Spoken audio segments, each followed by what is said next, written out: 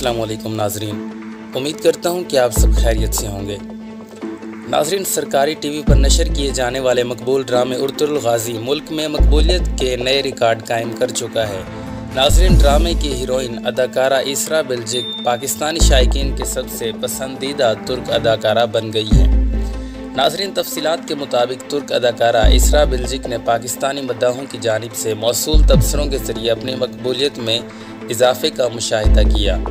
नाजरीन, मकामी अंग्रेज़ी रोज़नामा से गुफ्तगू करते हुए हलीमा सुल्तान ने कहा कि जब मैंने तुर्की न्यूज़ चैनल्स पर वज़ीर आज़म पाकिस्तान इमरान खान को ये कहते हुए देखा कि उर्तुल गाज़ी जैसे कामयाब मंसूबे को इनके मकामी चैनल पर नशर किया जाएगा, मैंने बैक वक्त हैरत और फ़ख्र महसूस किया। नाजरीन, इसरा बिल्जिक का कहना है कि अगर हम पर कोरोना वायरस बीमारी ना होती तो मैं अब तक कई बार पाकिस्तान का दौरा कर चुकी होती।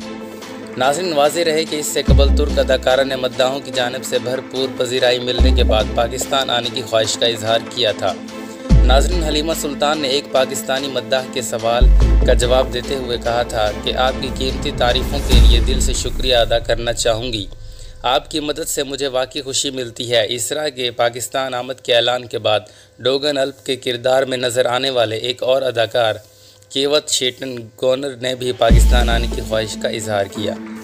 नाज़रीन, वज़ीर आज़म इमरान खान ने गुज़श्ता 10 दिसंबर में पाकिस्तान टेलीविज़न कॉरपोरेशन PTV को हिदायत की थी कि वो उर्दू में मशहूर तुर्क अफसानों की सीरीज़ उर्तुल गाज़ी नशर करें। उम्मीद करता हूँ कि आपको हमारी ये वीडियो पसंद आई होगी। इस वीडियो को लाइक करें, अपने दोस्तों के साथ शेयर करें और हमारे चैनल को सब्सक्राइब ज़रूर करें ताकि हमारी तमाम नई आने वाली वीडियोज़ आप तक बर वक्त पहुँच सकें।